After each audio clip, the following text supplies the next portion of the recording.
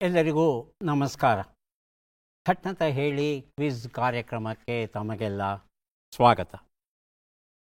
ಮರಣಮಂಡಲ ಮಧ್ಯದೊಳಗೆ ಕರುಣರಹಿತ ಬಸಿರ ತುಂಬಲು ತಿರುವ ತೆರಿಗೆಯ ಹೊರೆಯನ್ನು ತಡೆಯದೆ ತುರುಳಿ ಬಿದ್ದನು ಬಡಬೌರನು. ಬಿದ್ದ ಬೋರೇಗೌಡನನ್ನು ಎದ್ದು ನಿಲ್ಲಿಸಿ ತಡಬಿ ತಟ್ಟಿ ಮುದ್ದು ವಚನದಿ ಮರುಳಗೈದು ಕದ್ದರಿದ್ದುದೆಲ್ಲವನು. ಅಯ್ಯ ನೀನು ದುಡಿಯಲೇಕೆ, ಕೈಯ ನೇಗಿಲಿಗೆ ಇಕ್ಕಲೇಕೆ, ಮೈಯ ಕುಗ್ಗಿಸಿ ದುಡಿಯಲೇಕೆ, ಜೀಯ ಲಾಲಿಸು ಪೇಳುವುದ. ಮರಳು ಮಾಡುವನು ಗದ್ದೆ ಮಾಡುವೆ, ಹರಳು ಹೊನ್ನನು ನೆಲದಿ ತೋಡುವೆ, ಕೊರಳ ತಾಯನ್ನ ತರಳ ಎನ್ನುತ್ತ ತರಳ ಬಡ್ಡಿಯ ತೊಡಿಸಿದ. ಧರಣಿ ಮಂಡಲ ಮಧ್ಯದೊಳಗೆ ಬಹಳ ಪ್ರಖ್ಯಾತವಾದಂಥ ಗೀತೆ ನಮಗೆಲ್ಲ ಗೊತ್ತಿರುವಂಥದ್ದು ಗೋವಿನ ಗೀತೆ. ಅದೇ ಧಾಟಿಯಲ್ಲಿ ಬರೆದಂಥ ಮರಣಮಂಡಲ ಮಧ್ಯದೊಳಗೆ ನಮ್ಮ ಕರ್ನಾಟಕದಲ್ಲಿ ಬಡ ಜನರ ಬದುಕು ಹೇಗಿದೆ, ಆ ಬಡವನ ಮೇಲೆ ತೆರಿಗೆಯ ಹೊರೆ ಹೇಗೆ ಬೀಳ್ತಾ ಇದೆ ಅನ್ನೋದನ್ನು ಬಹಳ ವ್ಯಂಗ್ಯ ರೂಪದಲ್ಲಿ ಬರೀತಾರೆ ಕೈಲಾಸಂ ಅವರು. ಯಾರು ಕೈಲಾಸಂ? ಕೈಲಾಸಂ ಕನ್ನಡಕ್ಕೊಬ್ಬನೇ ಕೈಲಾಸಂ. ಕರ್ನಾಟಕ ಪ್ರಪಿತಾಮಹ ಅಂತ ಹೇಳ್ತಾರೆ, ಪ್ರಹಸನ ಪ್ರಪಿತಾಮಹ. ಕನ್ನಡಿಗರಿಗೆ ನಗೋಕೆ ಬರಲ್ವಂತೆ, ನಗೋದೇ ಗೊತ್ತಿಲ್ವಂತೆ ಕನ್ನಡಿಗರಿಗೆ. ಹಾಗಾಗಿ ನಗೋದನ್ನು ಕಲಿಸ್ಕೊಟ್ಟವರಂತೆ ಕೈಲಾಸಂ. ಹಾಗಾಗಿ ಅವರಿಗೆ ಪ್ರಹಸನ ಪ್ರಪಿತಾಮಹ ಅಂತ ಹೇಳ್ತಾರೆ. ಕೈಲಾಸಂ ಅವರು ಭೂಗರ್ಭ ವಿಜ್ಞಾನದಲ್ಲಿ ಅತ್ಯುನ್ನತ ಪದವಿಯನ್ನು ಪಡೆದು ಇಂಗ್ಲೆಂಡಿಗೆ ಹೋಗಿ ಅಲ್ಲಿ 2 ಪದವಿಗಳನ್ನು ಪಡೆದುಕೊಂಡು ಭಾರತಕ್ಕೆ ಬರ್ತಾರೆ. ನಮ್ಮ ಮೈಸೂರು ಸಂಸ್ಥಾನದ ಇಲಾಖೆಯನ್ನು ಸೇರಿ ಭೂಗರ್ಭ ಇಲಾಖೆಯಲ್ಲಿ ಕೆಲಸವನ್ನು ಮಾಡ್ತಾರೆ. ಅವರ ವೈಯಕ್ತಿಕ ಬದುಕಲ್ಲಿ ನಡೆಸಿದ ಒಂದು ದುರ್ಘಟನೆಯ ಕಾರಣ ಅವರು ಈ ಸಹಜ ಬದುಕನ್ನು ಬಿಟ್ಟು ವಿಕ್ಷಿಪ್ತ ಬದುಕನ್ನು ಆರಂಭಿಸ್ತಾರೆ. ಬದುಕನ್ನೇ ವಿಚಿತ್ರವಾಗಿ ನೋಡೋಕ್ಕೆ ಶುರು ಮಾಡ್ತಾರೆ. ಆ ಒಂದು ಹಿನ್ನೆಲೆಯಲ್ಲಿ ಅವರು ನಾಟಕಗಳನ್ನು, ಕಥೆಗಳನ್ನು, ಕವನಗಳನ್ನು ಎಲ್ಲ ಬರಿತಾ ನಮಗೆ ಬದುಕಿನ ವಿಭಿನ್ನ ಮುಖವನ್ನು ತೋರಿಸ್ತಾ ಹೋಗ್ತಾರೆ. ಹಾಗಾಗಿ ಎಷ್ಟೋ ಜನ ಹೇಳ್ತಾರೆ, ಕೈಲಾಸಂ ಏನೋ ಅವ್ರ ಕಾಲದಲ್ಲಿ ಅವ್ರಿಗೆ ಇಷ್ಟ ಬಂದಾಗ ಅವ್ರು ಬರ್ಕೊಂಡ್ರಪ್ಪ, ಅದನ್ನು ನಾವು ಯಾಕೆ ಓದಬೇಕು ಈಗ ಅಂತ ಅನ್ನಿಸ್ಬಹುದು. ಮೇಲುನೋಟಕ್ಕೆ ಬಹಳ ವಿಕ್ಷಿಪ್ತ ಅನ್ನಿಸ್ಬಹುದಾದಂಥ ಈ ಕೈಲಾಸಂ ಅವರು ಏನಿದ್ದಾರೆ, ಅವರು ಯಾವತ್ತಿಗೂ ಸಹ ಸಂಸಾರದ ಬಗ್ಗೆ, ಸಂಸ್ಥೆಯ ಬಗ್ಗೆ, ಸಮಾಜದ ಬಗ್ಗೆ 3 ಸಕಾರಗಳ ಬಗ್ಗೆ ಅವರು ಒಂದು ಉದಾತ್ತ ದೃಷ್ಟಿಯನ್ನು ಇಟ್ಟುಕೊಂಡೇ ಬದುಕನ್ನು ಓರೆ ನೋಟದಿಂದ ನೋಡ್ತಾ ಒಳಗೆ ಇರ್ತಕ್ಕಂಥ ಕೃತ್ರಿಮಗಳು ಏನಿವೆ ಅವುಗಳನ್ನು ಒಂದೊಂದಾಗಿ ಹೊರಗೆ ಹಾಕ್ತಾ ಇದ್ದಾರೆ ತಮ್ಮ ನಾಟಕ ಕೃತಿಗಳಲ್ಲಿ. ಎಲ್ಲೋ ಒಂದು ಕಡೆಗೆ ನಮ್ಮನ್ನು ನಾವು ವಿಶ್ಲೇಷಣೆ ಮಾಡಿಕೊಳ್ಳೋಕ್ಕೆ ಅವಕಾಶ ಮಾಡಿಕೊಡುತ್ತೆ.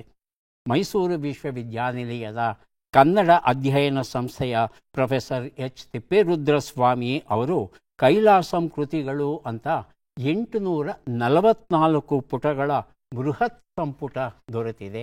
ಕೈಲಾಸಮ್ಮನ್ನು ತಿಳ್ಕೋಬೇಕು ಅಂತ ಆಸೆ ಪಡೋರು ಆ ಸಂಪುಟವನ್ನು ಓದಬೇಕು.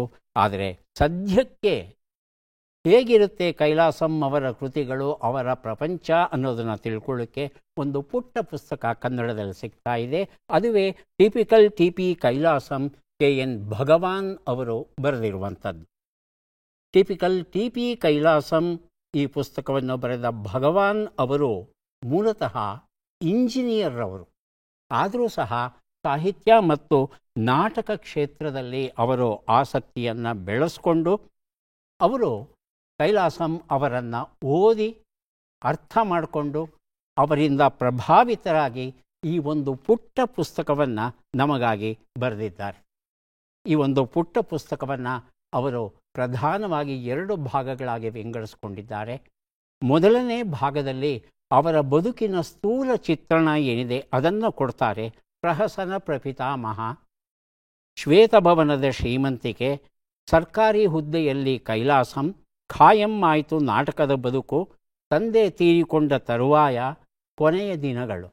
ಇದಿಷ್ಟು ಅಧ್ಯಾಯಗಳಲ್ಲಿ ಅವರ ಬದುಕಿನ ಸ್ಥೂಲ ಚಿತ್ರ ಸಿಗುತ್ತೆ. ಆ ನಂತರದ ಅಧ್ಯಾಯಗಳು ಏನಿದೆ ಅದು ಕೈಲಾಸಂ ಅವರ ನಾಟಕಗಳು, ಅವರ ಕಥೆಗಳು, ಹಾಡುಗಳು, ಕವನಗಳು, ಜೋಕ್ಸ್ಗಳು ಎಲ್ಲವೂ ಸಹ ಒಂದು ಪರಿಚಯವನ್ನು ಕೊಡ್ತಾ ಹೋಗುತ್ತೆ. ಹಾಗಾಗಿ ಕೈಲಾಸಂ ಅಂದರೆ ಯಾರು ಅನ್ನೋದು ನಮಗೆ ಗೊತ್ತೇ ಇಲ್ಲಪ್ಪ ಅಂತ ಯಾರಾದರೂ ಹೇಳಿದ್ರೆ ಅವರು ದಯವಿಟ್ಟು ಈ ಪುಸ್ತಕವನ್ನು ಓದಿ.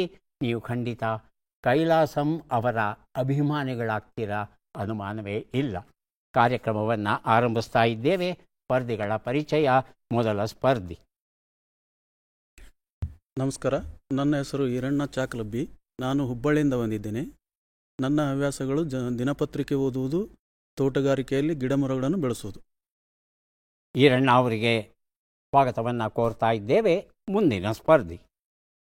ನಮಸ್ಕಾರ, ನನ್ನ ಹೆಸರು ಆನಂದ್ ಶಿವಪ್ಪ ಯತ್ನಟ್ಟಿ ಅಂತ. ನಾನು ಮೂಲತಃ ಕೊಪ್ಪಳ ಜಿಲ್ಲೆ ಕುಷ್ಟಗಿಯವನಾಗಿದ್ದು ಪ್ರಸ್ತುತ ಬೆಳಗಾವಿ ಜಿಲ್ಲೆ ಚಿಕ್ಕೋಡಿ ತಾಲೂಕಿನಲ್ಲಿ ಪಂಚಾಯತ್ ಇಂಜಿನಿಯರಿಂಗ್ ಇಲಾಖೆಯಲ್ಲಿ ಸೇವೆ ಸಲ್ಲಿಸ್ತಾ ಇದ್ದೀನಿ. ನನ್ನ ಹವ್ಯಾಸಗಳು ಏನಂದರೆ ಪ್ರವಾಸ ಮಾಡೋದು, ವಾರ್ತೆ ಕೇಳುವುದು, ಹಾಡುಗಳನ್ನು ಕೇಳುವುದು, ಹೊಸ ಹೊಸ ವಿಷಯಗಳನ್ನು ಕಲಿಯುವುದು ಇಷ್ಟಪಡ್ತೇನೆ. ಆನಂದ್ ಅವರಿಗೆ ಸ್ವಾಗತವನ್ನು ಕೋರ್ತಾ ಇದ್ದೇವೆ. ನಮ್ಮ ಮೂರನೆಯ ಸ್ಪರ್ಧಿ. ಎಲ್ಲರಿಗೂ ನಮಸ್ಕಾರ. ನನ್ನ ಹೆಸರು ಗಂಗಾಧರ್ ಚಾಕ್ಲಬ್ಬಿ. ನಾನು ಹುಬ್ಬಳ್ಳಿಯಿಂದ ಬಂದಿದ್ದೇನೆ. ಪ್ರಸ್ತುತ ಕೆನರಾ ಬ್ಯಾಂಕಿನಲ್ಲಿ ಕಾರ್ಯನಿರ್ವಹಿಸುತ್ತಿದ್ದೇನೆ. ನನ್ನ ಹವ್ಯಾಸಗಳು ಕ್ರಿಕೆಟ್ ಆಡುವುದು, ನೋಡುವುದು ಮತ್ತು ತಟ್ಟಂತ ಹೇಳಿ ಕಾರ್ಯಕ್ರಮವನ್ನು ದಿನನಿತ್ಯ ವೀಕ್ಷಿಸುವುದು. ಗಂಗಾಧರ್ ಅವರಿಗೆ ಸ್ವಾಗತವನ್ನು ಕೋರ್ತಾ ಇದ್ದೇವೆ. ಮೂವರು ಸಿದ್ಧವಾಗಿದ್ದರೆ ಕಾರ್ಯಕ್ರಮ ಆರಂಭಿಸೋಣ. ಮೊದಲಿಗೆ ನಿಯಮಗಳನ್ನು ಒಮ್ಮೆ ನೋಡಿಬಿಡೋಣ. ಒಟ್ಟು 10 ಪ್ರಶ್ನೆಗಳು. ಮೊದಲು ಬಜರ್ ಒತ್ತಿದವರಿಗೆ ಉತ್ತರ ನೀಡುವ ಅವಕಾಶ. ಪ್ರತಿ ಸರಿ ಉತ್ತರಕ್ಕೆ ಒಂದು ಪುಸ್ತಕ ಬಹುಮಾನ. ಆಯ್ಕೆಗಳು ಬರುವ ಮೊದಲೇ ಬಜರ್ ಒತ್ತಿ ಸರಿ ಉತ್ತರ ನೀಡಿದರೆ 2 ಪುಸ್ತಕ ಬಹುಮಾನ. 100 ಅಂಕ ಗಳಿಸಿದವರಿಗೆ ಒಂದು ಪುಸ್ತಕವನ್ನು ವಿಶೇಷ ಬಹುಮಾನವಾಗಿ ಕೊಡ್ತೇವೆ. ನಕಾರಾತ್ಮಕ ತಂತ್ರಗಳಿಗೆ ಅವಕಾಶವಿಲ್ಲ. ಕಾರ್ಯಕ್ರಮದ ಮೊದಲ ಪುಸ್ತಕ, ಮೊದಲ ಪ್ರಶ್ನೆ, ಕೃಷಿ ಸಿಂಚನ. ಲೇಖಕರು ಡಾಕ್ಟರ್ ಶರಶ್ಚಂದ್ರ ರಾನಡೆ ಅವರು. ನಮ್ಮ ಮೊದಲ ಪ್ರಶ್ನೆ ಈಗ ಬಂತು. ಪ್ರಶ್ನೆಯನ್ನು ನೋಡೋಣ. ಹಸಿರು ಚಾವಣಿಯು, ಗ್ರೀನ್ ರೂಫ್ಸ್, ಸೊಗಸಾಗಿ ಬೆಳೆಯಲು ಮಣ್ಣಿನೊಡನೆ ಏನನ್ನ ಮಿಶ್ರಣ ಮಾಡಬೇಕು? ಆಯ್ಕೆಗಳನ್ನು ನೋಡೋಣ. ಕೊಟ್ಟಿಗೆ ಗೊಬ್ಬರ, ರಸಗೊಬ್ಬರ, ಎರೆಹುಳ, ಶಿಲೀಂಧ್ರ. ಮೊದಲಿಗೆ ಆನಂದ್, ಆನಂತರ ಗಂಗಾಧರ್. ಎರೆಹುಳು ಅಂತ ಹೇಳ್ತಾ ಇದ್ದಾರೆ. ಆಯ್ಕೆ 3 ಗಂಗಾಧರ್. ಶಿಲೀಂಧ್ರ ಆಯ್ಕೆ 4. ಉತ್ತರವನ್ನು ನೋಡೋಣ. ಶಿಲೀಂಧ್ರ ಉತ್ತರ ಸರಿಯಾಗಿದೆ. ಕೃಷಿ ಸಿಂಚನ ಈ ಒಂದು ಪುಸ್ತಕವನ್ನು ಗಂಗಾಧರ್ ಅವರಿಗೆ ಕೊಟ್ಟಿದ್ದೇವೆ. ನಗರ ಪ್ರದೇಶಗಳಲ್ಲಿ ಇವತ್ತು ಒಂದು ಗಿಡ ಬೆಳೆಸೋದಕ್ಕೂ ನೆಲ ಸಿಗ್ತಾ ಇಲ್ಲ. ಹಾಗಾಗಿ ತಾರಸಿಯ ತೋಟ ಎನ್ನುವ ಪರಿಕಲ್ಪನೆ ಇವತ್ತು ಹೆಚ್ಚು ಹೆಚ್ಚು ಜನಪ್ರಿಯತೆ ಗಳಿಸ್ತಾ ಇದೆ. ಅನೇಕ ಜನ ತಮ್ಮ ಮನೆಯ ಮೇಲೆ 10, 20, 30 ಕುಂಡಗಳಲ್ಲಿ ಗಿಡಗಳನ್ನು ಬೆಳೆಸೋದು ಉಂಟು. ಆದರೆ ದೊಡ್ಡ ದೊಡ್ಡ ಕಟ್ಟಡಗಳು ಏನಿವೆ ಆ ಕಟ್ಟಡಗಳ ಮೇಲೆ ಬಹಳ ದೊಡ್ಡ ಪ್ರಮಾಣದಲ್ಲಿ ಹಸಿರನ್ನು ಬೆಳೆಸುವಂತಹ ಒಂದು ಪ್ರಯತ್ನ ನಡೀತಾ ಇದೆ. ಇದನ್ನು ಗ್ರೀನ್ ರೂಫ್ಸ್ ಅಂತ ಕರೀತಾರೆ. ಇದರಲ್ಲಿ ಹುಲ್ಲನ್ನು ಬೆಳೀತಾರಂತೆ, ಗಿಡ ಮರಗಳನ್ನು ಬೆಳೀತಾರೆ, ಬಳ್ಳಿಗಳನ್ನೂ ಸಹ ಬೆಳೀತಾರಂತೆ. ಇದನ್ನು ಬೆಳೆಸೋದಕ್ಕೆ ಒಂದು ಹೊಸ ತಂತ್ರಜ್ಞಾನ ರೂಪುಗೊಂಡಿದೆ. ಆ ತಂತ್ರಜ್ಞಾನದ ಅನ್ವಯ ಅಲ್ಲಿ ಹಾಕುವಂಥ ಮಣ್ಣು ಏನಿದೆ ಆ ಮಣ್ಣಲ್ಲಿ ಮೈಕೋರೈಸಲ್ ಶಿಲೀಂಧ್ರಗಳನ್ನು ಬೆರೆಸ್ತಾರಂತೆ. ಈ ವಿಶೇಷವಾದ ಶಿಲೀಂಧ್ರಗಳು ಏನಿರುತ್ತೆ ಇದು ಆ ಗಿಡಗಳ ಬೇರುಗಳ ಒಳಗೆ ವಾಸ ಮಾಡಿ ಅವುಗಳಿಗೆ ನೆರವಾಗ್ತಾ ತಾನೂ ಬದುಕನ್ನು ನಡೆಸುತ್ತಂತೆ. ಹಾಗಾಗಿ ಇವತ್ತು ಈ ಗ್ರೀನ್ ರೂಫ್ಸ್ ಅನ್ನೋದು ಏನಿದೆ ನೀರು ಹರಿದು ಹೋಗುವ ಒಂದು ಒಳ್ಳೆ ವ್ಯವಸ್ಥೆ ಮಾಡಿರ್ತಾರೆ. ಹಾಗಾಗಿ ಗಿಡ ಕೊಳೆಯುವ ಸಾಧ್ಯತೆ ಬಹಳ ಕಡಿಮೆ. ತುಂಬ ಚೆನ್ನಾಗಿರುತ್ತೆ, ನೋಡಲಿಕ್ಕೂ ಚೆನ್ನಾಗಿರುತ್ತೆ, ಹಾಗೆಯೇ ಉತ್ತಮ ಗಾಳಿಯೂ ಸಹ ಸಿಗುತ್ತೆ. ಮುಂದಿನ ಪುಸ್ತಕ ಟಿಪಿಕಲ್ ಟಿಪಿ ಕೈಲಾಸಂ, KN ಭಗವಾನ್ ಬರೆದಿರುವಂಥದ್ದು. ನಮ್ಮ ಪ್ರಶ್ನೆ, ಪೈನಾಪಲ್ ಎಕ್ಸ್ಪ್ರೆಸ್ ಎಂದರೆ ಏನು? ಆಯ್ಕೆಗಳನ್ನು ನೋಡೋಣ. ಸಮುದ್ರದ ಮಹಾನದಿಗಳು, ಹಣ್ಣುಗಳನ್ನು ಸಾಗಿಸುವ ರೈಲು, ವಾಯು ಮಹಾನದಿಗಳು, ಬಾಹ್ಯಾಕಾಶದ ತರಂಗಗಳು. ಮೊದಲಿಗೆ ಗಂಗಾಧರ್, ಆನಂತರ ಈರಣ್ಣ. ಹಣ್ಣುಗಳನ್ನು ಸಾಗಿಸುವ ರೈಲು. ಆಯ್ಕೆ 2. ಈರಣ್ಣ. ವಾಯು ಮಹಾನದಿಗಳು. 3. ವಾಯು ಮಹಾನದಿಗಳು. ಉತ್ತರವನ್ನು ನೋಡೋಣ. ವಾಯು ಮಹಾನದಿಗಳು ಅನ್ನೋದು ಸರಿಯಾದ ಉತ್ತರ. ಈರಣ್ಣ ಅವರು ಈ ಉತ್ತರ ಕೊಟ್ಟಿದ್ದಾರೆ. ಟಿಪಿಕಲ್ ಟಿಪಿ ಕೈಲಾಸಂ ಈ ಪುಸ್ತಕವನ್ನು ಅವರಿಗೆ ಕೊಟ್ಟಿದ್ದೇವೆ. ಒಂದು ವಿಚಿತ್ರವನ್ನು ಗಮನಿಸಬೇಕು. ನದಿ ಅನ್ನೋದು ಭೂಮಿ ಮೇಲೆ ಮಾತ್ರ ಇರುತ್ತೆ ಅಂತ ಭಾವಿಸಬಾರದು. ಸಮುದ್ರದ ತಳದಲ್ಲಿ ಹರಿಯುವ ನದಿಗಳು ಉಂಟು. ಹಾಗೆಯೇ ವಾತಾವರಣದಲ್ಲಿ ಗಾಳಿಯಲ್ಲೂ ಸಹ ನದಿಗಳು ಹರಿಯುತ್ತವೆ. ಆಶ್ಚರ್ಯ ಅಂತ ಅನ್ನಿಸಬಹುದು, ಆದರೆ ಇದು ಸತ್ಯ. ಭೂಮಧ್ಯ ರೇಖೆಯಲ್ಲಿ ಸೂರ್ಯನ ಬಿಸಿಲು ಹೆಚ್ಚಿರುವಾಗ ಸಮುದ್ರದ ನೀರು ಆವಿಯಾದಾಗ ಆ ತೇವಾಂಶ ಏನಿರುತ್ತೆ, ಆ ಇಡೀ ತೇವಾಂಶ ಒಟ್ಟುಗೂಡಿ ಒಂದು ನದಿಯ ರೂಪದಲ್ಲಿ ಸಾಗುತ್ತಂತೆ. ಆ ತೇವಾಂಶ ಹರಿತಾ ಹೋಗುತ್ತೆ. ಹೇಗಪ್ಪ ಹರಿಯುತ್ತೆ ಅಂತ ಹೇಳ್ತಂದ್ರೆ 250 ಮೈಲಿ ಅಗಲ, 1000 ಮೈಲಿಗಿಂತಲೂ ಉದ್ದ ಇರುತ್ತಂತೆ ಈ ನದಿಗಳು.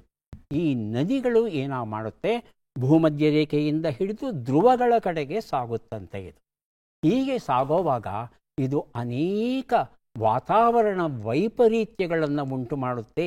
ಅನಿರೀಕ್ಷಿತ ಮಳೆಯನ್ನು ಉಂಟು ಮಾಡುತ್ತೆ, ಬರಗಾಲವನ್ನು ಉಂಟು ಮಾಡುತ್ತೆ, ಸುಂಟರಗಾಳಿ ಚಂಡಮಾರುತಗಳನ್ನು ಏಳಿಸುತ್ತಂತೆ. ಹಾಗಾಗಿ ಎಲ್ಲೋ ಒಂದು ಕಡೆಗೆ ತುಂಬ ಬಿಸಿಯಾಗಿ ತುಂಬ ನೀರಿನಂಶ ಆವಿಯಾದರೂ ಸಹ ಕಷ್ಟಗಳು ಬರುತ್ತವೆ. ಹಿತ ಮಿತ ಅನ್ನೋದು ಪ್ರಕೃತಿಯೂ ಸಹ ಒಪ್ಪುವಂಥ ಸತ್ಯ ಅನ್ನೋದನ್ನು ನಾವು ಅರ್ಥ ಮಾಡ್ಕೋಬೇಕಾಗಿದೆ. ಮುಂದಿನ ಪುಸ್ತಕ ಆಶಾಲತಾ ಜಿ.ಕೆ. ಐತಾಳ ಅವರು ಬರೆದಂಥ ಕಾದಂಬರಿ ಪ್ರಶ್ನೆ. ಭಾರತದ ಆನೆಗಳು ಸುಮಾರು ಎಷ್ಟು ವರ್ಷಗಳ ಕಾಲ ಬದುಕುತ್ತವೆ? ಆಯ್ಕೆಗಳನ್ನು ನೋಡೋಣ. 40 ರಿಂದ 50 ವರ್ಷಗಳು, 80 ರಿಂದ 110 ವರ್ಷಗಳು. ಈರಣ್ಣ.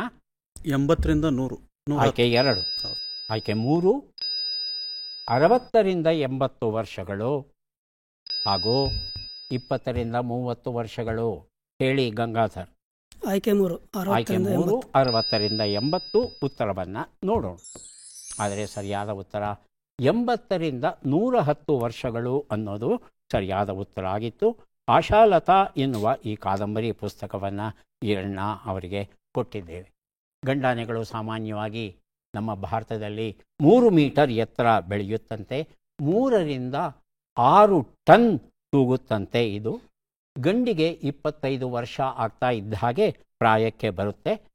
ಹೆಣ್ಣಾನೆ ಸುಮಾರು 2.5 ಮೀಟರ್ ಎತ್ತರ ಬೆಳೆಯುತ್ತಂತೆ, ಒಂದು 3 ರಿಂದ 4 ಟನ್ ತೂಗುತ್ತೆ. ಇದು 20 ವರ್ಷಕ್ಕೆ ಇದು ಪ್ರಾಯಕ್ಕೆ ಬರುತ್ತಂತೆ ಹೆಣ್ಣಾನೆ. ಹಾಗಾಗಿ ಇದು 80 ರಿಂದ 110 ವರ್ಷಗಳವರೆಗೆ. ಅದನ್ನು ನಾವು ಸಾಕಿದ್ರೆ ಇನ್ನೂ ಹೆಚ್ಚು ವರ್ಷಗಳ ಕಾಲ ಬದುಕಬಹುದು. ಮುಂದಿನ ಪುಸ್ತಕ ಚದುರಂಗ ಕಾದಂಬರಿ ಕೃತಿ. ಡಾಕ್ಟರ್ ಲತಾ ಗುತ್ತಿ ಅವರು ಬರೆದಿರುವಂಥದ್ದು. 1975ರ ತುರ್ತು ಪರಿಸ್ಥಿತಿಯ ಹಿಂದೆ ಇದ್ದಂಥ ಕಾಲ ಏನಿತ್ತು, ಆ ಕಾಲಕ್ಕೆ ಸಂಬಂಧಪಟ್ಟಂಥ ಕಾದಂಬರಿ ಇದು. ನಮ್ಮ ಪ್ರಶ್ನೆ. 1967ರಲ್ಲಿ ಬಿಡುಗಡೆಯಾದ ಬೆಳ್ಳಿ ಮೋಡ ಚಿತ್ರದಲ್ಲಿ ದ.ರಾ ಬೇಂದ್ರೆಯವರ ಯಾವ ಹಾಡನ್ನು ಬಳಸಿಕೊಂಡಿದ್ದರು? ಆಯ್ಕೆಗಳನ್ನು ನೋಡೋಣ. ಅನ್ನೋದಕ್ಕಿಂತ ಮೊದಲೇ ಈರಣ್ಣ ಬಸರುತ್ತಿದ್ದಾರೆ. ಉತ್ತರವನ್ನು ಕೇಳೋಣ. ಇಳಿದು ಬಾ, ಇಳಿದು ಬಾ, ಇಳಿದು ಇಳಿದು ಬಾ, ಇಳಿದು ಬಾ, ತಾಯೇ ಇಳಿದು ಬಾ ಆ ಗೀತೆಯನ್ನು ಬಳಸ್ಕೊಂಡಿದ್ದಾರೆ. ಆಯ್ಕೆಗಳನ್ನು ನೋಡೋಣ. ಬಂತಿದೋ ಶೃಂಗಾರ ಮಾಸ, ಕುಣಿಯೋಣು ಬಾರ, ಮೂಡಲ ಮನೆಯ ಮುತ್ತಿನ ನೀರಿನ, ದೋಣಿ ಸಾಗಲಿ ಮುಂದೆ ಹೋಗಲಿ. ಆನಂದ್. ದೋಣಿ ಸಾಗಲಿ ಮುಂದೆ ಹೋಗಲಿ. ಉತ್ತರವನ್ನು ನೋಡೋಣ. ಮೂಡಲ ಮನೆಯ ಮುತ್ತಿನ ನೀರಿನ ಎರಕಾವ ಹೊಯ್ದ ಅನ್ನೋ ಭಾವಗೀತೆಯನ್ನು ಪುಟ್ಟಣ್ಣ ಕಣಗಾಲ್ ಅವರು ಬಳಸ್ಕೊಂಡಿದ್ರು ಬೆಳ್ಳಿ ಮೋಡ ಚಿತ್ರದಲ್ಲಿ. ತ್ರಿವೇಣಿ ಅವರು ಬರೆದಂಥ ಕಾದಂಬರಿ. ಮೊದಲು ಮಲಯಾಳಿ ಭಾಷೆಯಲ್ಲಿ ಮಾಡ್ತಾರೆ ಸ್ವಪ್ನಭೂಮಿ ಅಂತ, ತೆಲುಗು ಭಾಷೆಯಲ್ಲೂ ಪಾಲಮನಸುಲು ಅನ್ನೋ ಹೆಸರಲ್ಲಿ ನಿರ್ಮಿಸ್ತಾರೆ. ಆದರೆ ಕನ್ನಡದಲ್ಲಿ ಬಹಳ ಯಶಸ್ಸನ್ನು ಗಳಿಸುತ್ತೆ. ಸಂಪೂರ್ಣವಾಗಿ ಹೊರಾಂಗಣದಲ್ಲಿ ಚಿತ್ರಿತವಾದಂಥ ಮೊದಲ ಕನ್ನಡ ಚಿತ್ರ ಅನ್ನೋ ದಾಖಲೆ ಉಂಟು ಬೆಳ್ಳಿ ಮೋಡಕ್ಕೆ. ಈ ಒಂದು ಹಾಡನ್ನು ಚಿತ್ರೀಕರಿಸಬೇಕಾದ್ರೆ ಬೆಳಗಿನ ಹೊತ್ತು ಸೂರ್ಯೋದಯದ ಹೊತ್ತಲ್ಲಿ ಹೋಗಿ ಆ ಕಪ್ಪು ಬಿಳುಪಲ್ಲಿ ಎಷ್ಟು ಸೊಗಸಾಗಿ ಚಿತ್ರೀಕರಿಸಿದ್ದಾರೆ ಅಂದರೆ ಆ ಚಿತ್ರವನ್ನು ನೋಡೋದು ಇವತ್ತೂ ಸಹ ಒಂದು ಕಣ್ಣಿಗೆ ವೈಭವ ಅಂತ ಅನಿಸುತ್ತೆ. ಹಾಗೆಯೇ ಆ ಹಾಡನ್ನು ಕೇಳೋದು ಇದೆಯಲ್ಲ, ಎಸ್ ಜಾನಕಿ ಅವರ ಕಂಠದಲ್ಲಿ ದರಾ ಬೇಂದ್ರೆಯವರ ಈ ಗೀತೆ ತುಂಬ ತುಂಬ ತುಂಬ ಚೆನ್ನಾಗಿ ಬಂದಿದೆ. ವಿಜಯ ಭಾಸ್ಕರ್ ಅವರು ಸಂಗೀತವನ್ನು ನೀಡಿದ್ರು, ಕಲ್ಪನಾ ಅವರು ಅಭಿನಯಿಸಿದ್ರು ಈ ಒಂದು ಹಾಡಿಗೆ. ಮುಂದಿನ ಪುಸ್ತಕ ಮತ್ತು ಪ್ರಶ್ನೆಯನ್ನು ನೋಡೋಣ. ಶೃಂಗಾರ ಚೈತ್ರ ಕಾವ್ಯ, ಮಧುರಪ್ರಿಯ ಅವರು ಬರೆದಂತಹ ಪುಸ್ತಕ ಇದು. ನಮ್ಮ ಪ್ರಶ್ನೆ ಈಗ ಬಂತು. ಪ್ರಶ್ನೆಯನ್ನು ನೋಡೋಣ. ಬಿಟ್ಟ ಅಕ್ಷರಗಳನ್ನು ತುಂಬಿ. ಬ ತ ನಿ ರಿ ನ.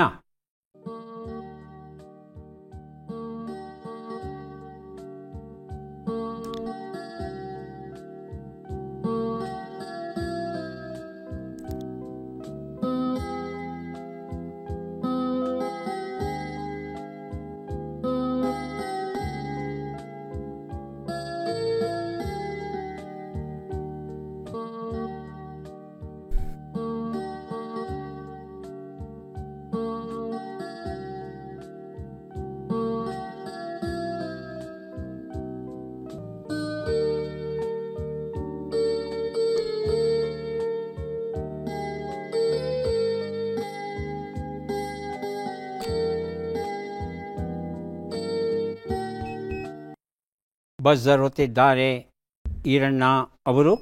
ಬಡತನ ಅನಿವಾರಣೆ. ಬಡತನ ಗೊತ್ತಾಯಿತು. ಮುಂದೆ ಅನಿವಾರಣೆ ಅನಾವರಣಿ. ಗಂಗಾಧರ್ನ ಕೇಳಲ್ಲ. ಕೇಳ್ರಿ. ಗಂಗಾಧರ್.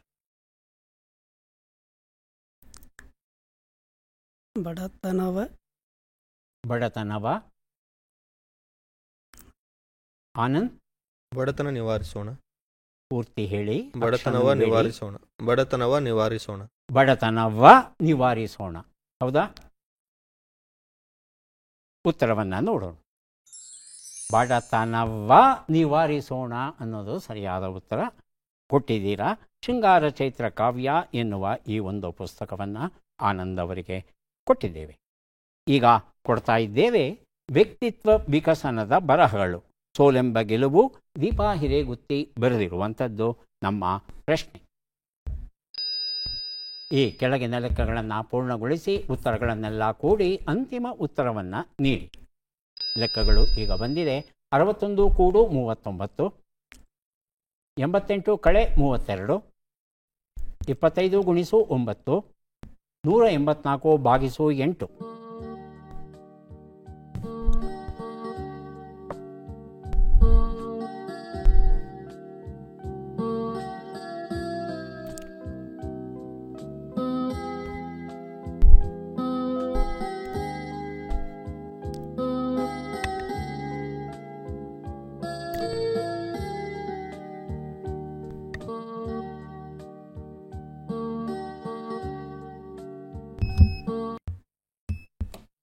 ಮೊದಲಿಗೆ ಬಜರ್ ಒತ್ತಿದ್ದಾರೆ ಗಂಗಾಧರ್, ಆನಂತರ ಆನಂದ್ ಅವರು. ಗಂಗಾಧರ್ ಅವರ ಅಂತಿಮ ಉತ್ತರ 404. 404. ಆನಂದ್ 235. ಭಿನ್ನವಾದ ಉತ್ತರ. ಈರಣ್ಣ ಇನ್ನೂ ಮಾಡಿಲ್ಲ. ಉತ್ತರವನ್ನು ನೋಡ್ತಾ ಹೋಗೋಣ. ಒಂದು ಉತ್ತರ 100, 56, 225, 23 ಎಲ್ಲವನ್ನು ಕೂಡಿದ್ರೆ 404 ಬಂದಿದೆ. ಈ ಉತ್ತರವನ್ನು ಗಂಗಾಧರ್ ಕೊಟ್ಟಿದ್ದಾರೆ. ಅವರಿಗೆ ಸೋಲೆಂಬ ಗೆಲುವು ಎನ್ನುವ ಈ ಒಂದು ಪುಸ್ತಕವನ್ನು ಕೊಟ್ಟಿದ್ದೇನೆ. ಮುಂದೆ ನಾವು ಕೊಡ್ತಾ ಇದ್ದೇವೆ ಮಠ ಎನ್ನುವ ಪತ್ತೇದಾರಿ ಕಾದಂಬರಿ. ಇಂದುಮತಿ ಲಮಾಣಿ ಇದನ್ನು ಬರೆದಿದ್ದಾರೆ. ನಮ್ಮ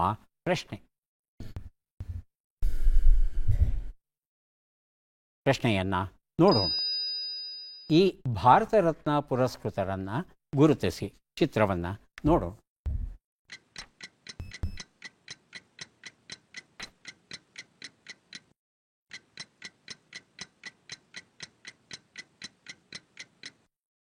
ಆಯ್ಕೆಗಳು ಬರೋದಕ್ಕೆ ಮೊದಲು ಆನಂದ್ ಬಜರ್ ಒತ್ತಿದ್ದಾರೆ. ಉತ್ತರವನ್ನು ಕೇಳೋಣ.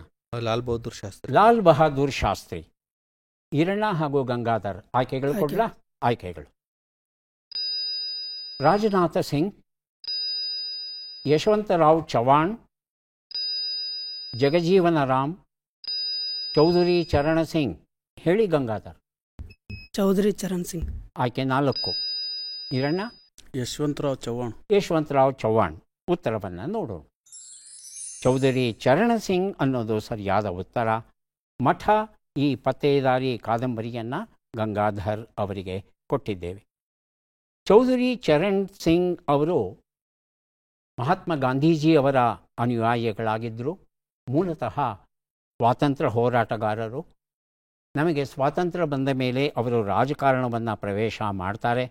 ಉತ್ತರ ಪ್ರದೇಶದ ಮುಖ್ಯಮಂತ್ರಿಗಳಾಗ್ತಾರೆ ಹಾಗೂ ನಮ್ಮ ಭಾರತ ದೇಶದ 5ನೆಯ ಪ್ರಧಾನಮಂತ್ರಿಗಳಾಗಿ ಅವರು ಸೇವೆಯನ್ನು ಸಲ್ಲಿಸ್ತಾರೆ. ರೈತರ ಸರ್ವತೋಮುಖ ಏಳಿಗೆಗೆ ಅವರು ಪ್ರಸಿದ್ಧರಾದವರು. ಅವರಿಗೆ ಈ ವರ್ಷ ನಾವು ಭಾರತ ರತ್ನ ಗೌರವವನ್ನು ನೀಡಿ ಪುರಸ್ಕರಿಸಿದ್ದೇವೆ. ಮುಂದಿನ ಪುಸ್ತಕ ಮಾವಳ್ಳಿ ಐತಿಹ್ಯಗಳು. ನಮ್ಮ ಪ್ರಶ್ನೆ: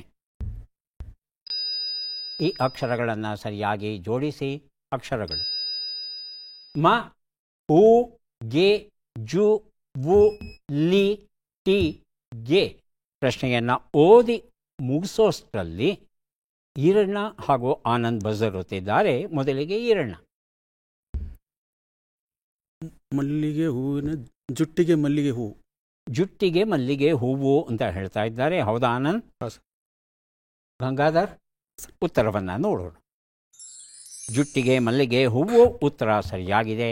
ಈರಣ್ಣ ಈ ಉತ್ತರವನ್ನು ಮೊದಲು ಕೊಟ್ಟಿದ್ದಾರೆ. ಮಾವಳ್ಳಿ ಐತಿಹ್ಯಗಳು ಎನ್ನುವ ಪುಸ್ತಕವನ್ನು ಅವರಿಗೆ ಕೊಟ್ಟಿದ್ದೇವೆ. ಈಗ 3 ಪುಸ್ತಕವನ್ನು ಕೊಡೋದಕ್ಕೆ ನಾವು ಸಿದ್ಧವಾಗ್ತಾ ಇದ್ದೇವೆ. ಪದಬಂಧ ಬಂದಿದೆ. ಸುಳುಹುಗಳನ್ನು ನೋಡೋಣ.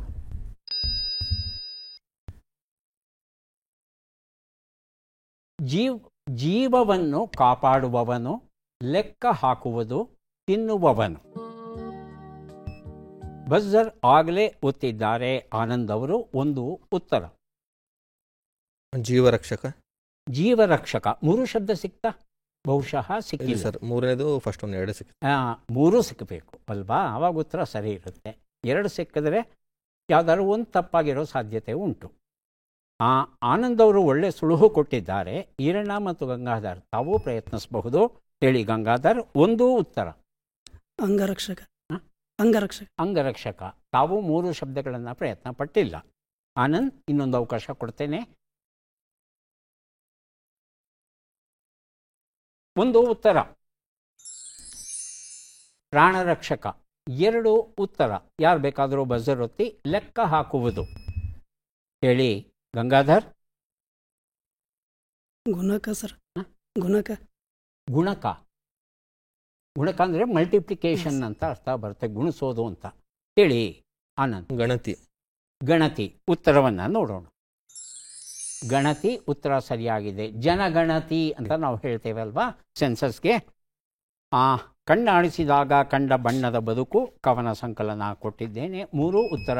ಯಾರು ಬೇಕಾದ್ರೂ ಬಜರೊತ್ತಿ. ಈರಣ್ಣ ಒತ್ತಿದ್ದಾರೆ. ತಿನ್ನುವವನು. ಭಕ್ಷಕ. ಉತ್ತರವನ್ನು ನೋಡೋಣ. ಭಕ್ಷಕ ಉತ್ತರ ಸರಿಯಾಗಿದೆ. ಆಶಾ ಕಿರಣ ಕಥಾ ಸಂಕಲನ. TR ವರದರಾಜನ್ ಬರೆದಿರುವಂಥದ್ದು ಕೊಟ್ಟಿದ್ದೇನೆ ಈರಣ್ಣ ಅವರಿಗೆ. ಈಗ ಕೊನೆಯ ಘಟ್ಟ ಚಟ್ಪಟ್ ಚಿನ್ಕುರಳಿ. 5 ಪ್ರಶ್ನೆಗಳು. ಮೊದಲ ಅವಕಾಶ ಈರಣ್ಣ ಅವರಿಗೆ. ಸಿದ್ಧವಾಗಿದ್ದೀರಾ? ಮೊದಲ ಪ್ರಶ್ನೆ: ಬಂಡವಾಳವಿಲ್ಲದ ಬಡಾಯಿ ಎನ್ನುವ ನುಡಿಗಟ್ಟಿನ ಅರ್ಥವೇನು? ಒಣಜೆಂಬ ಹೆಗ್ಗಳಿಕೆ. ಒಣಜಂಬ. ಮುಂದಿನ ಪ್ರಶ್ನೆ: ಹಾಲನ್ನು ಕೊಡುತ್ತಿರುವ ಹಸು ಎಂಬ ಅರ್ಥವನ್ನು ಕೊಡುವ ಶಬ್ದ ಯಾವುದು? ಕರಾರು, ಕರಾವು. ಕರಾವು. ಮುಂದಿನ ಪ್ರಶ್ನೆ: ಮಹಾಭಾರತದ ಅರ್ಜುನನಿಗೆ ಎಷ್ಟು ಮಡದಿಯರಿದ್ದರು? 3, 4? 3. ಮುಂದಿನ ಪ್ರಶ್ನೆ: ಈ ಗಾದೆಯನ್ನು ಪೂರ್ಣಗೊಳಿಸಿ. ಅಕ್ಕಿ ಖರ್ಚಾಗಬಾರ್ದು, ಹಬ್ಬ ಹಸನಾಗಬೇಕು. ಹಬ್ಬ ಚೆನ್ನಾಗಾಗಬೇಕು. ವಾವ್. 5ನೇ ಪ್ರಶ್ನೆ: ಈ ಒಗಟನ್ನು ಬಿಡಿಸಿ. ಇದ್ದದ್ದನ್ನು ಹೇಳುತ್ತೆ, ಇಲ್ಲದನ್ನೂ ಹೇಳುತ್ತೆ. ಮುಂದಿನ ಪ್ರಶ್ನೆ ಇಲ್ಲ. ಉತ್ತರಗಳನ್ನು ನೋಡ್ತಾ ಹೋಗೋಣ. 1 ಉತ್ತರ ಬಂಡವಾಳವಿಲ್ಲದ ಬಡಾಯಿ ಒಣಜಂಬ ಸರಿಯಾಗಿದೆ. 2 ಉತ್ತರ ಹಾಲನ್ನು ಕೊಡುತ್ತಿರುವ ಹಸು ಕರಾವು ಸರಿಯಾಗಿದೆ. 3 ಉತ್ತರ 4 ಹೆಂಡತಿಯರು ಇರ್ತಾರೆ ಅರ್ಜುನನಿಗೆ, ದ್ರೌಪದಿ ಸುಭದ್ರ ಉಳುವುತಿ ಹಾಗೂ ಚಿತ್ರಾಂಗದೆ. 4ನೇ ಪ್ರಶ್ನೆಗೆ ಉತ್ತರ ಅಕ್ಕಿ ಖರ್ಚಾಗಬಾರದು, ಅಕ್ಕನ ಮಕ್ಕಳು ಬಡವಾಗಬಾರದು ಅಂತ ಸರಿಯಾದ ರೂಪ. 5ನೇ ಪ್ರಶ್ನೆ ಇದು ನಾಲಿಗೆಯ ವರ್ಣನೆ ಆಗಿತ್ತು. ಎಷ್ಟು ಸರಿ ಉತ್ತರ ಕೊಟ್ರಿ? 2 ಅಲ್ವಾ? 3 ಪುಸ್ತಕಗಳನ್ನು ತಮಗೆ 2 ಸರಿ ಉತ್ತರ ಕೊಟ್ಟಿರ್ಬೇಕು. ತಾವು 2 ಪುಸ್ತಕಗಳನ್ನು ಕೊಟ್ಟಿದ್ದೆ. ಆನಂದ್, ಸಿದ್ಧವಾಗಿದ್ದೀರಾ? ಮೊದಲ ಪ್ರಶ್ನೆ ಈಗ ಬಂತು.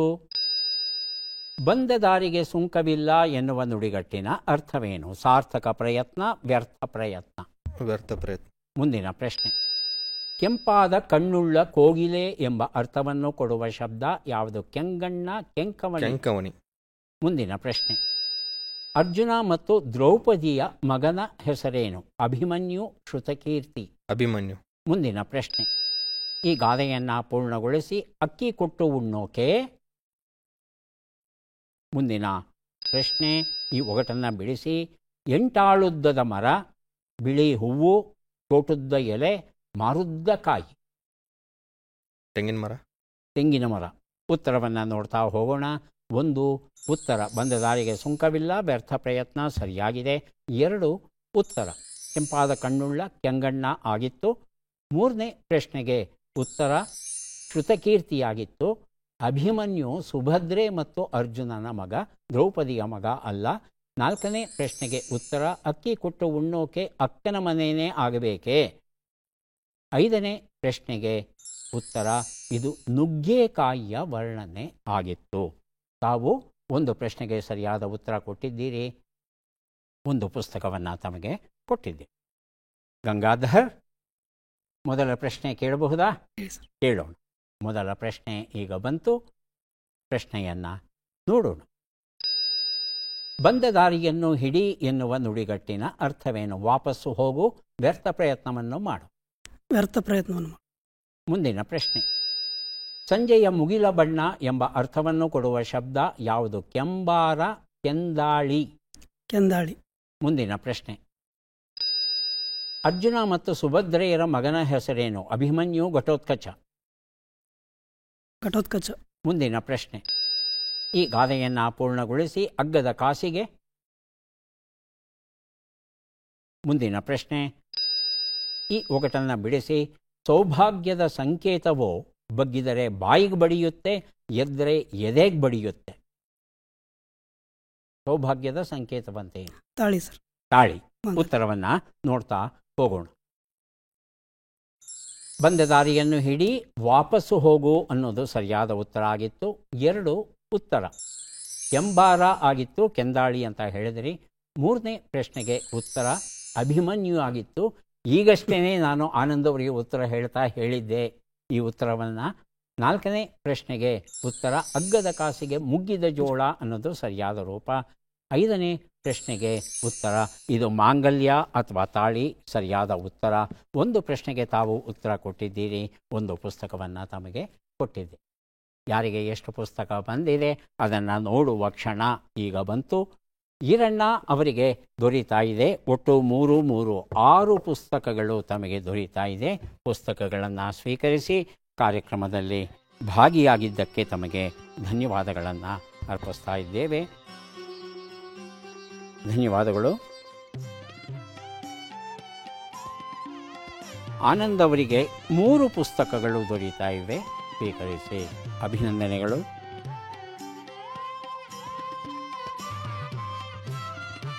ಗಂಗಾಧರ್ ಅವರಿಗೆ 4 ಪುಸ್ತಕಗಳು ದೊರೀತಾ ಇವೆ, ಸ್ವೀಕರಿಸಿ ಅಭಿನಂದನೆಗಳು.